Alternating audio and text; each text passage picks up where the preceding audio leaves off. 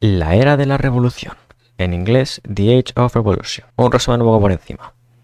Ya hemos visto en el tema anterior lo que era el antiguo régimen, esa vida en Europa, monarquías absolutas, una sociedad estratificada. Vimos un poco cómo era todo este sistema tan lamentable. Y luego también vimos cómo llegaron las ideas de la Ilustración, que eran ideas muy bonitas todo eso, pero que vimos que no se llegaron a aplicar del todo. Para eso llegaría en el norte de América una revolución que llevaría al nacimiento e independencia de los Estados Unidos de América, el país más importante del mundo. Inmediatamente después de eso, llegó a Europa la Revolución Francesa, la cual pues básicamente cambió a toda Europa, sobre todo a Francia obviamente, de arriba abajo, y a España también, que también veremos cómo afectó esta revolución a nuestro país.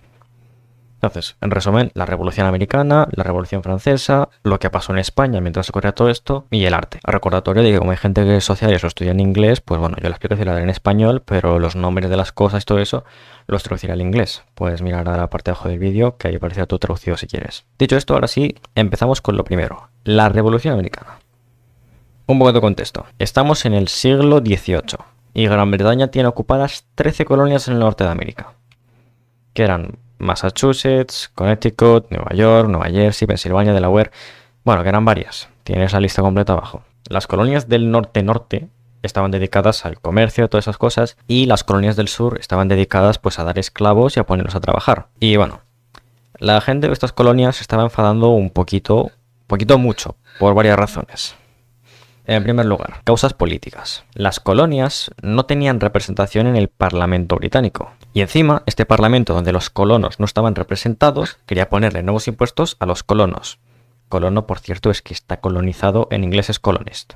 Más de eso, causas ideológicas. La Ilustración, obviamente.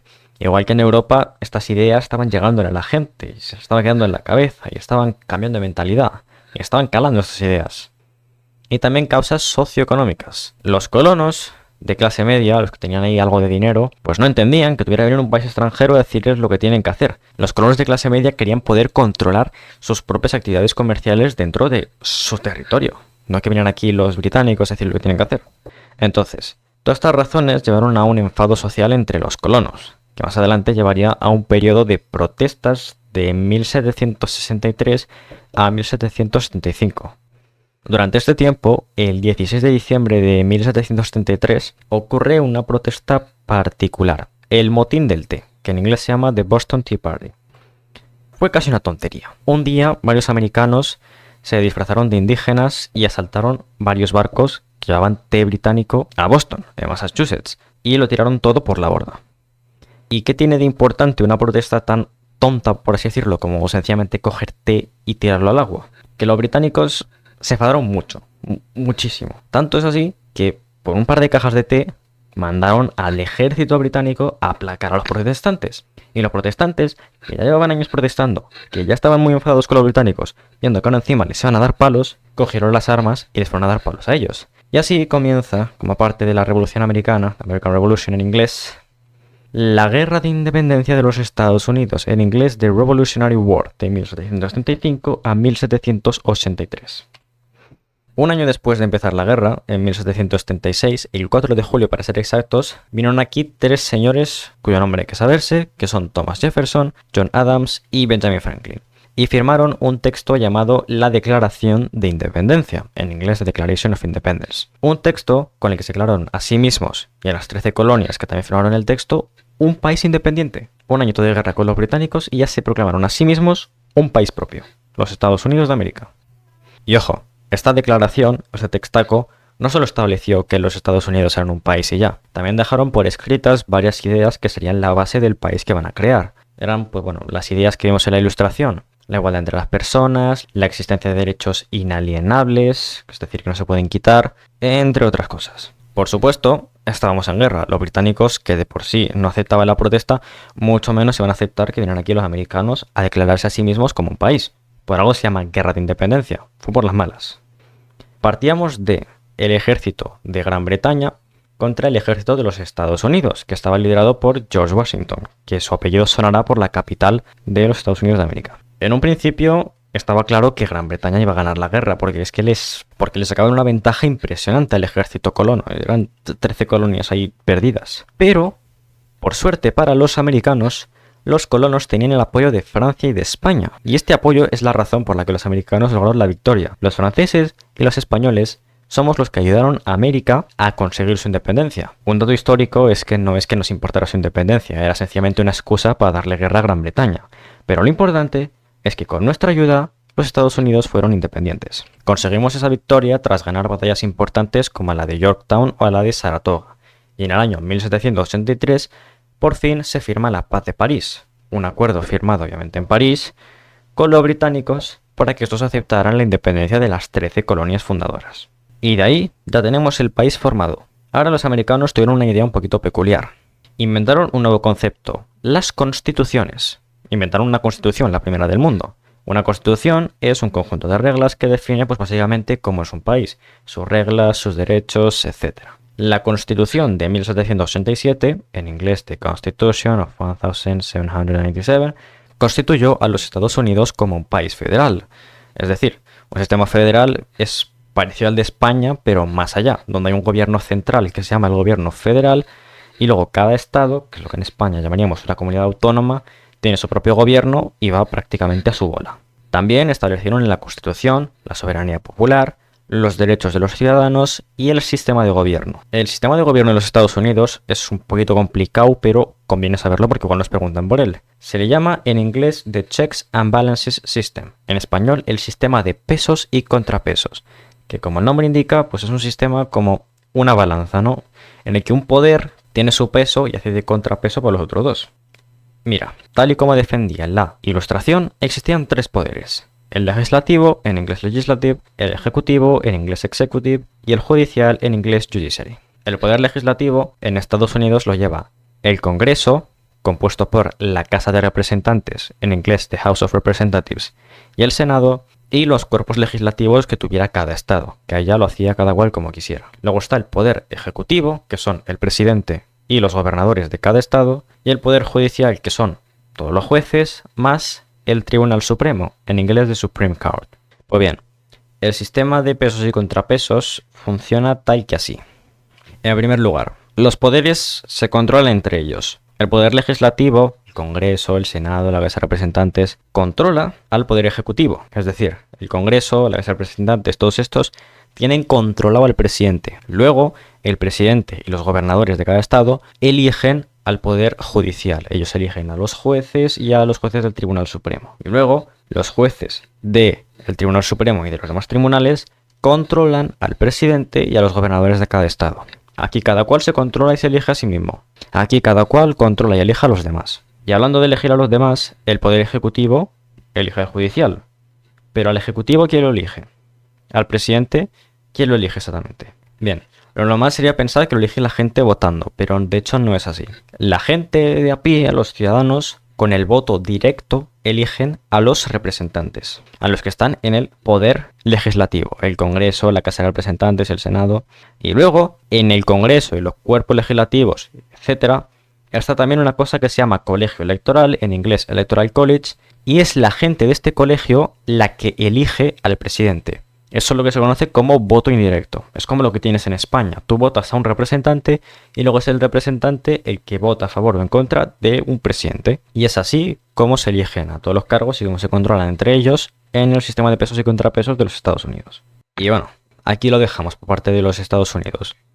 Ahora volvamos a Europa. ¿Recuerdas que te dije que los franceses y que los españoles se unieron a los Estados Unidos para chinchar a los ingleses en la guerra? Pues bien, en Francia esto había causado un pequeño problema, y es que Francia había gastado tanto en la guerra, tanto en darle guerra a Gran Bretaña, que se quedaron muy pobres. Francia estaba en crisis por falta de dinero. Ante esta situación, el rey Luis XVI, que por cierto era un monarca absoluto, aquí no había ni despotismo ilustrado del que no es el tema anterior ni nada, monarca, decidió que quería subir los impuestos a los pobres y por primera vez ponerle impuestos a la gente privilegiada, cosa que esta gente no había visto nunca, porque recordemos que había una sociedad estratificada y que la gente privilegiada no paga impuestos. Pues bien, Francia estaba tan pobre que es que ya ni eso, que es que aunque tú fueras el privilegiado ahí, super amigo del rey, ibas a pagar impuestos igualmente. O al menos eso quería hacer este señor. Esta idea, como era de pensar, causó el enfado de la población. La gente privilegiada no quería pagar impuestos y no lo aceptar por cualquier manera. No solo eso, porque además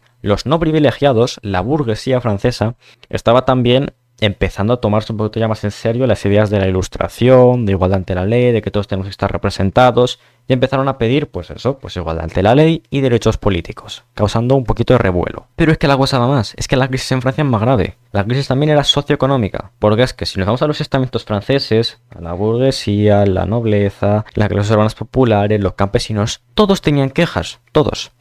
Los privilegiados, te lo he dicho, no querían pagar impuestos. Los burgueses, te lo he dicho, querían participar en política. Los grupos urbanos populares estaban hartos de los impuestos que ellos pagaban desde siempre, que eran muy altos, y que es que encima los precios de las cosas, de la comida en el mercado también estaban muy altos. Y los campesinos, que trabajan del campo, viven de la cosecha, que estaban teniendo cosechas muy malas, y los impuestos también les eran demasiado altos, también se estaban picando. Estaba todo el mundo enfadado en Francia aquí.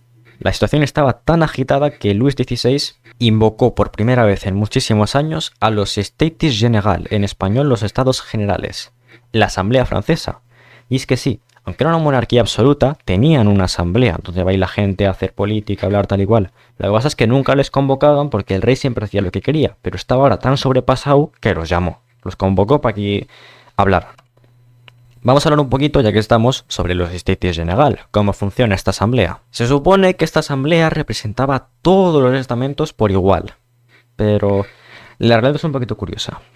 Mira, tenemos tres grupos. El grupo del tercer estado, en inglés the third estate, la gente no privilegiada. 600 representantes. Y luego teníamos dos grupos de 300 representantes cada uno, que eran el clero y la nobleza, los dos grupos privilegiados. Es decir, se supone que tenemos a 600 representantes de los no privilegiados y a 600 representantes de los sí privilegiados, lo cual se supone que es justo. Por otro lado, cada grupo tenía un voto, es decir, se tenían que poner todos de acuerdo y la opinión en la que se pusieran de acuerdo era lo que iban a votar. Teníamos un voto para un grupo y otro voto para otro grupo, lo cual se supone que es justo. Ahora bien, hagamos aquí las matemáticas. Los privilegiados eran dos grupos separados, es decir, que en realidad teníamos a 600 privilegiados con 2 votos y a 600 no privilegiados con un solo voto. Pero es que además los 600 de cada grupo se tenían que poner de acuerdo para votar. Y mientras que los privilegiados, que eran muy pocos y probablemente se conocían todos, lo tenían muy fácil, los otros 600 no privilegiados que representaban a toda Francia, pues lógicamente tenían ideas muy dispares y les costaba mucho más ponerse de acuerdo. Así que en el fondo el State General era un poquito injusto. Si esta desigualdad le sumas que ahora la gente tenía esa idea nueva de la Ilustración de que deberíamos ser iguales tal y cual, pues bueno, la gente del tercer estado se enfadó. Se enfadó bastante. Se enfadó tanto la gente que en 1789 cogieron por la cara y crearon su propia asamblea, la Asamblea Nacional, en inglés The National Assembly, y se proclamaron a sí mismos, tal que así, representantes de la soberanía nacional francesa, como si el Estados General ya no sirviera de nada. Y ojo, eran más gente de la que parecía. Eran de hecho tanta gente que a pesar de que Luis XVI era el rey y se supone que podría sencillamente mandarlos a tomar por saco, se vio obligado a aceptar la decisión del pueblo, es que no tenía más opción. Por lo que ese mismo año creó otra asamblea llamada la Asamblea Constituyente, en inglés The Constituent Assembly, para crear, como el nombre indica, una constitución para Francia. Iban a cambiar el sistema. Esta asamblea elaboró la Constitución de 1791. ¿Y qué decía esta Constitución? Pues bueno, un poco lo que hemos visto hasta ahora. Una monarquía limitada, una separación de poderes, pero es que además la Constitución de 1791, ya que ahora en Francia pues teníamos asamblea tras asamblea, introdujo un sufragio limitado para elegir a los representantes. Sufragio es derecho a voto. Esto es nuevo. Esto no se había visto antes. Obviamente era limitado, no cualquiera tenía derecho a voto, todavía faltaba progreso por hacer, pero bueno, la Constitución de 1791 añadió el derecho a votar a los representantes de la Asamblea Legislativa, sí, otra asamblea, porque ahora que ya teníamos una Constitución, la Asamblea Constituyente ya no nos servía de nada. Así que se crea la Asamblea Legislativa, en inglés The Legislative Assembly. Como sea, solo duró un año. Un año lleno de violencia política y caos y inestabilidad. Se produjeron eventos violentos como el asalto de la Bastilla, que era una fortaleza del rey, o también algo que se conoce en historia como el Gran Miedo, en inglés The Great Fear, que era por una serie de asaltos a las casas de la gente de la burguesía. Se estaba persiguiendo a la gente. Fue un año largo y duro. Como sea, dejando de lado aquí la violencia y todo eso, ocurrió algo bastante interesante en esta asamblea. Y es que nació a la base de las corrientes políticas modernas de hoy en día. No sé si alguna vez habrás escuchado en el telediario que hablan de política de izquierda, de derecha, toda esta tontería. Viene de aquí. Y conviene saber que viene de aquí. En la Asamblea Legislativa teníamos a estos tres grupos de ideas políticas. Teníamos a la gente de centro, los constitucionalistas, que básicamente defendían lo que teníamos hasta ahora, una monarquía limitada, una constitución, tal y cual.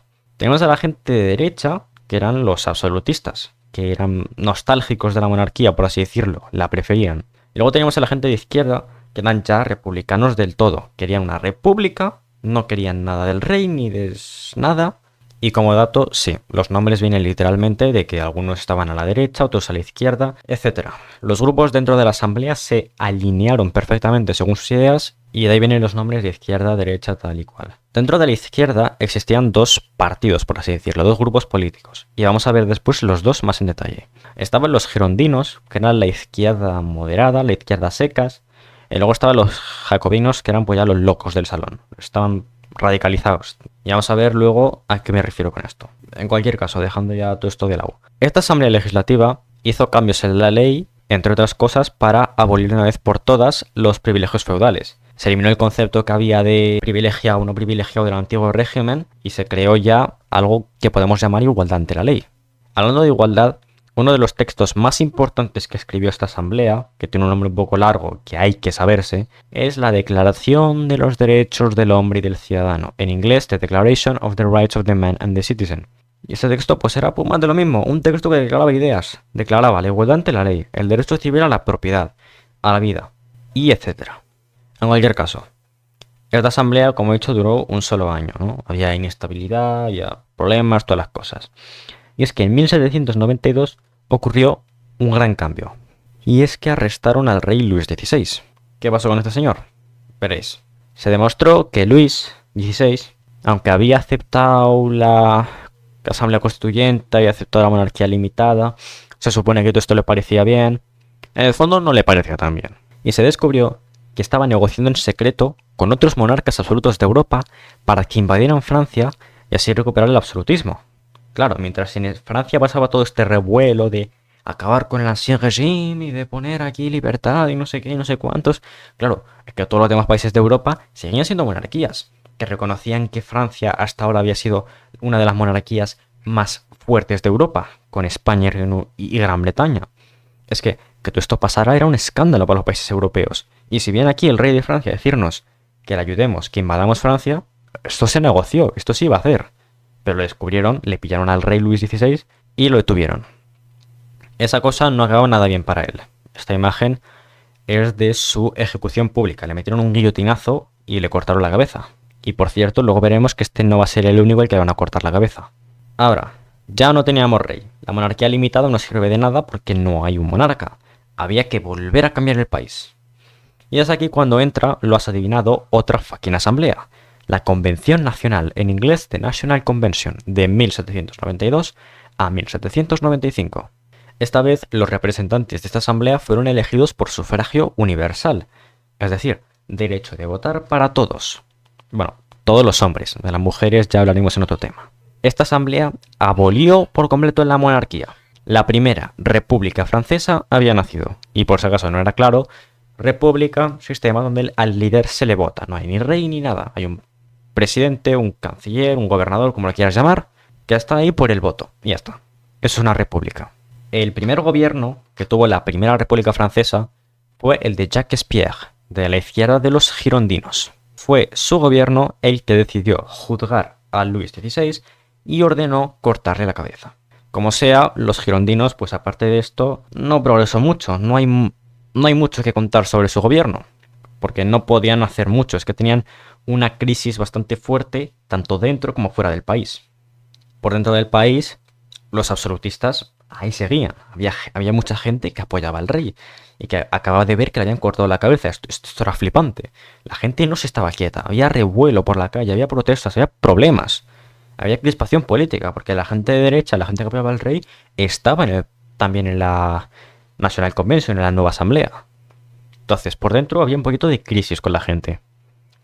Y por fuera también. Te acabo de decir que es que estaban negociando con Luis invadir Francia para restaurar la monarquía. Ya la monarca estaba muerto. Entonces, lo que hicieron los países europeos fue, pues lo prometido, invadir Francia. No paraban todas las monarquías absolutas intentar invadir Francia para, entre muchas comillas, poner orden. Por lo que Francia no solo tenía que lidiar con la guerra que daban los de dentro, sino también con la guerra que literalmente daban los de fuera. Con toda esta inestabilidad, el gobierno quedó débil. Y ante la debilidad de ese gobierno, en 1793, los girondinos pierden el gobierno. Llega aquí Robespierre, de los jacobinos, la izquierda radical, la extrema izquierda. Este hombre sí que puso orden en Francia, entre comillas. El gobierno jacobino sí que hizo cosas. Hizo varias reformas sociales y económicas. No voy a entrar ahí en detalle cada reforma, pero en resumen fueron cambiando la constitución y la ley y todo lo que pudieron para que fueran, según ellos, más democráticas e igualitarias. Para afrontar los problemas de fuera, decidieron aprobar el alistamiento general, en inglés The General Conscription. Es decir, el servicio militar obligatorio, que si preguntas a tu abuelo lo que es la mili, te lo dirá. Básicamente eso, a la gente se le obligaba a hacer cierto tiempo de servicio militar para defender a Francia. Y respecto al problema de dentro, a los absolutistas, a la gente que no apoyaba al gobierno, hizo una cosa un poquito peculiar. Crearon lo que ellos llamaban Comité de Seguridad Pública, Committee of Public Safety en inglés, y que en historia se conoce en realidad como el Reinado del Terror, en inglés Reign of Terror. ¿Y qué hizo este comité para que lo llamemos en historia Reinado del Terror? Resumen, al que pensara como Luis XVI, le tocó el mismo destino que Luis XVI, guillotina y muerte. Se dedicaron a matar a todo aquel que no pensara como la izquierda. Este Reinado del Terror causó obviamente muchísimo miedo y preocupación entre la gente. Es que no podías pensar lo contrario que el gobierno porque si te pillaban te mataban. Tanto es así que la burguesía moderada, los normalitos, dieron un coup d'état, que eso en español es golpe de estado y en inglés es sencillamente coup, para controlar el país y que las cosas no salieran tanto de control. Dieron un golpe contra el gobierno para poner un poquito de orden. Este nuevo gobierno, llamado el Directorio, en inglés The Directory, bueno, tampoco llegó muy lejos. Duró 4 años, de 1795 a 1799, debido a la inestabilidad que traían los extremistas. Seguía a los extremistas de derecha y los de izquierda. Había problemas por todos lados. Y además, a pesar de que los jacobinos habían aprobado aquí el alistamiento general, todavía seguíamos teniendo problemas con el resto de Europa. Y aquí está lo interesante. Ahora llegó los jacobinos, había mucha más gente en el ejército porque el servicio era obligatorio, y ahora que Francia estaba muy pendiente de ganar las guerras contra los países europeos que querían acabar con el país, empezó a volverse muy influyente el ejército en la sociedad. Aquí llega un nombre que seguro que muchos conocéis. Napoleón Bonaparte. Napoleón fue un general militar francés que era pues brillante y ambicioso, o sea, era un crack, se le daba muy bien eso de ser general militar.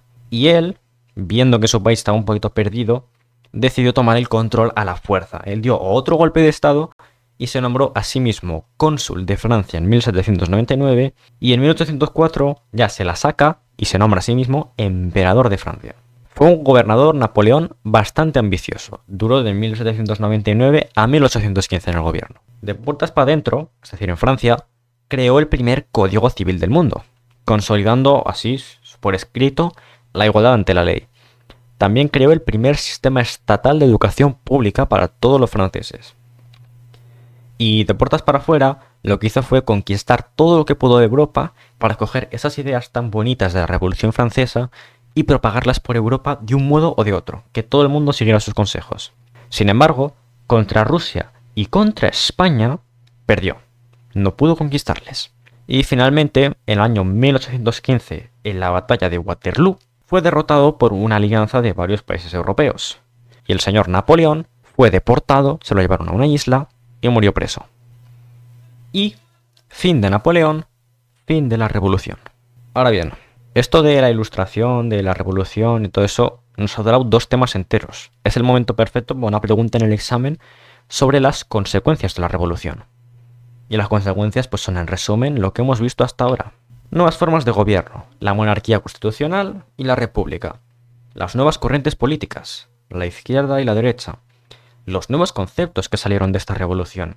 Las constituciones, el sufragio, las elecciones y los cambios sociales que salieron de esta revolución. Ahora la burguesía, la clase media, no la clase alta, era la nueva clase dominante. Y sobre esto, ahora las clases reemplazaron a los estamentos. Ya no existía esto de estamento privilegiado o no privilegiado, donde naces te quedas. Ahora estaban las clases sociales, que es básicamente lo que tenemos ahora. Tu riqueza define qué clase perteneces, y por eso se puede cambiar. Puedes ir de abajo arriba o de arriba abajo. Napoleón, de hecho, como dato, nació en una familia así, todo pobre, era un tío de abajo y llegó a lo más alto, emperador de Francia. Y pues bueno, eso sería un poquito lo que nos ha dejado la Revolución Francesa. Ahora vamos a hablar de nuestra parte favorita. Mientras toda aquí la gente hacía todo esto, ¿qué pasaba en España?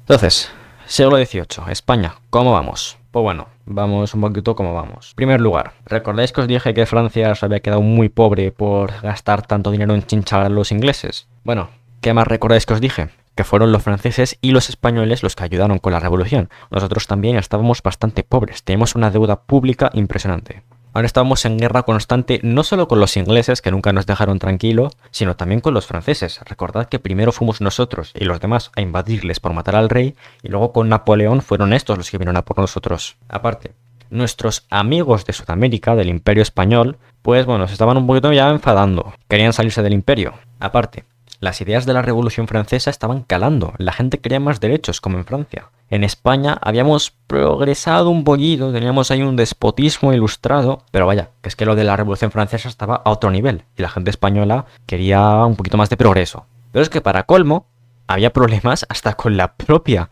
despotismo ilustrado. La corona real de España tenía esos problemas, porque el rey Carlos V tenía a su propio hijo Fernando pidiéndole que se vaya, que deje de cargarse el país y que sea Fernando el rey. Y Carlos V no se quería ir.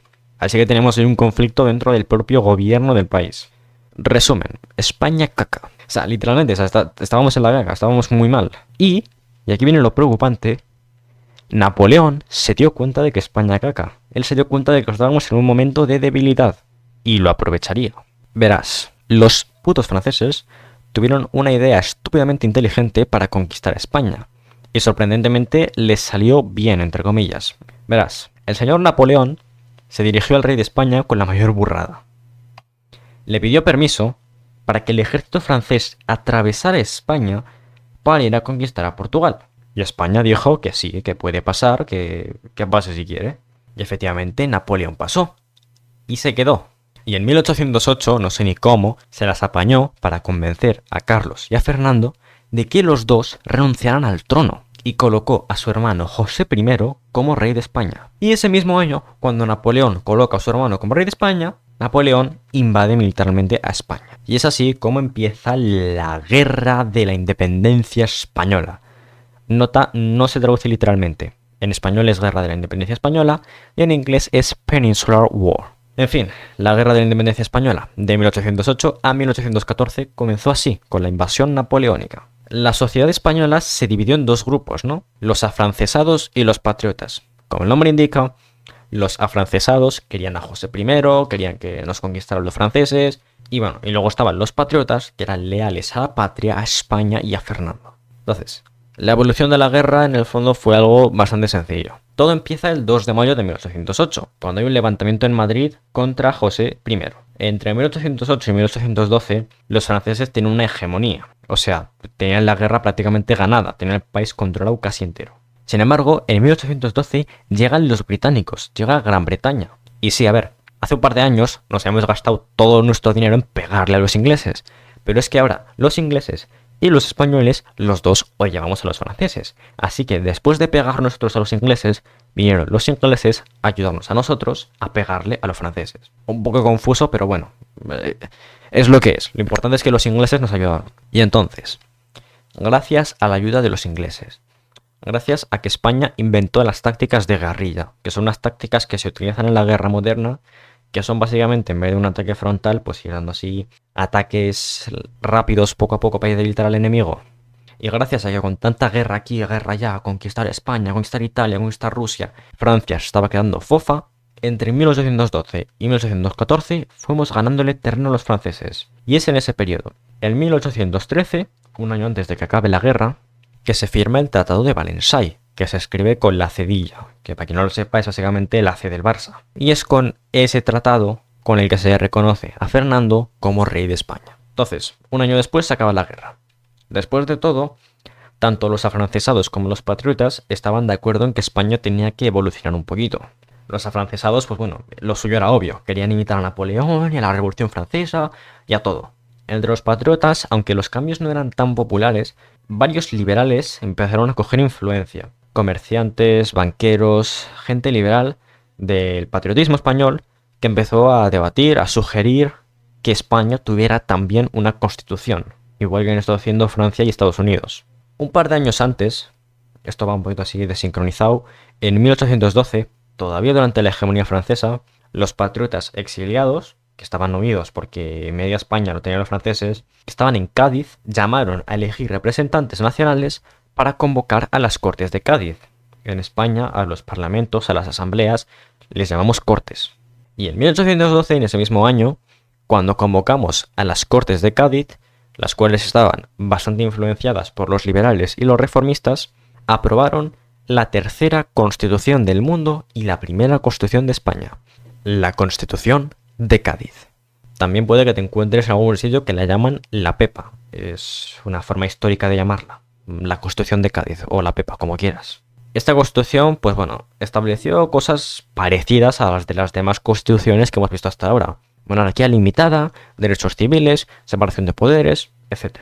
Además de la Pepa, las Cortes de Cádiz hicieron también un esfuerzo por modernizar España con nuevas leyes, como por ejemplo, al igual que los franceses, abolir los privilegios del antiguo régimen. Legalizaron la libre expresión y prensa, añadieron ahí la libertad de expresión, de prensa, de decir lo que quieras, tal y cual.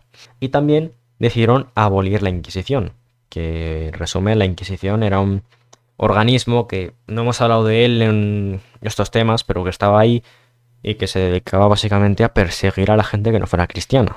Pues bien, eso se quitó, porque como la Ilustración decía que hay que tener tolerancia religiosa y tal y cual, pues bueno, se abolió. Y así, con una constitución nueva, con unas leyes modernizadas por las Cortes de Cádiz y con una pedazo victoria contra los franceses, terminamos la parte de España. Y ahora viene, pues bueno, pues la parte que no le interesa a nadie, pero que para probar hace falta, que es el arte. El arte en realidad no hay nada que ver porque ya la hemos visto en el tema anterior. Ya hemos hablado del arte neoclásico en el tema anterior, con la Ilustración. Este estilo, inspirado en lo griego y en lo romano, la austeridad, la serenidad y todas esas cosas, se convirtió en el arte oficial de Francia y de la Revolución Francesa. Con la Ilustración, antes de esto, el arte neoclásico estaba ahí, pero tampoco era tan relevante. Ahora los franceses la convirtieron en su arte oficial para esta época. Entonces, lo que vamos a hacer aquí, básicamente, pues añadir un ejemplo de cada, ya que en esta nueva era, pues habían llegado más ejemplos de arte, como por ejemplo el Arco del Triunfo, que lo construyeron en Francia, por orden de Napoleón, para celebrar los triunfos de Francia.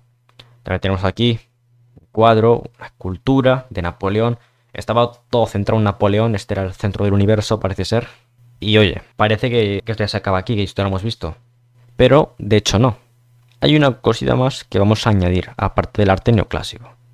Había un artista español, en esta época, que seguía unas reglas distintas, las suyas propias. Don Francisco José de Goya y Lucientes, o sencillamente Goya, no hace falta saberse el nombre entero, un artista español que entró en varias etapas a la vez. Me explico. Lo que hacemos en el examen normalmente es pensar en un estilo concreto, pero con Goya esto es un poquito diferente, porque Goya no era de ningún estilo en particular, era de Goya, era de ir a su bola. Goya, de hecho, por describirlo, Goya fue un artista de transición. ¿Por qué? Porque fue el último de los antiguos maestros, en inglés de Old Masters, que es el nombre colectivo que se le da a todos los pintores de entre el Renacimiento y la Revolución Francesa. Como vemos, su arte antes de 1808 era básicamente lo que estábamos acostumbrados de antes. Pinturas pues, de la vida, cosas literales y poco más. Y fue también al mismo tiempo el primer pintor moderno. Entre 1808 y 1814 empezó a probar a hacer impresiones, que son un tipo de dibujo un poco especial. Hizo una colección llamada Los desastres de la guerra, dedicada a la guerra que hubo entre 1808 y 1814, que te la acabo de explicar. Y después de esa era, pues bueno, vino aquí ya con cosas más abstractas, más interpretables, por así decirlo, como este cuadro de aquí, que a mí sinceramente me da grima, pero es el ejemplo que yo tenía. Y bueno, ¿con qué nos tenemos que quedar de este artista? Aparte de que era de transición, de que fue el primer pintor moderno y el último antiguo maestro. Es con este señor, con Francisco de Goya, que empezamos a reemplazar el arte literal, un dibujo aquí de una señora y ya está, con arte que se interpreta, arte que representa significado que tenemos que ver más allá del dibujo. Un ejemplo es este dibujo, titulado Los fusilamientos del 3 de mayo. Normalmente lo que haríamos sería pues decir, este dibujo es de no sé cuál estilo, porque tiene esta característica o la otra. En este caso lo que hay que hacer es intentar interpretar cuál es el verdadero mensaje que quiere dar el autor del dibujo. Este dibujo es de los fusilamientos que hicieron los franceses a los españoles un día después del 2 de mayo, que fue cuando nos alzamos contra ellos y empezó ahí la guerra de independencia española. La descripción que tengo yo de este dibujo es que su intención era representar el sufrimiento de la gente inocente, por eso la luz está sobre ellos y se les ve a ellos la cara y a los asesinos no, etc. Básicamente con Goya hay que saber hacer eso. El autor quiere dar un mensaje. Esta obra es un ejemplo de cómo Goya interpretaba lo que ocurría en su entorno y lo representaba. Claro, Goya, igual que todos los demás artistas y todas las demás personas, estaba viviendo una era de un montón de cambios. Es que estaba viendo una revolución en América, una revolución en Francia, un nuevo país, los Estados Unidos, ahora en España en la guerra con los franceses. El señor de Goya, en vez de dibujar las cosas de manera más literal, decidió coger un camino más interpretativo. Si se me entiende lo que estoy intentando explicar. Básicamente lo que estoy diciendo es, Goya lo que hacía era interpretar los cambios que él veía en su entorno, lo representaba en un dibujo, y el arte de este señor, sus dibujos, lo que tenía era un significado que se debe interpretar, no eran literales. Espero que se entienda, porque, buena noticia, es la última parte. Ya hemos acabado con el arte y con todo. Y la era de las revoluciones acaba aquí. Entonces, eso ha sido toda la Revolución Francesa. Muchas gracias por ver. Si ha habido cualquier duda, cualquier parte que no se ha entendido, como esta última, bueno, me preguntas por comentarios o por donde sea y te respondo. Mucha suerte con el examen, cuídate, bendiciones, saludos y adiós.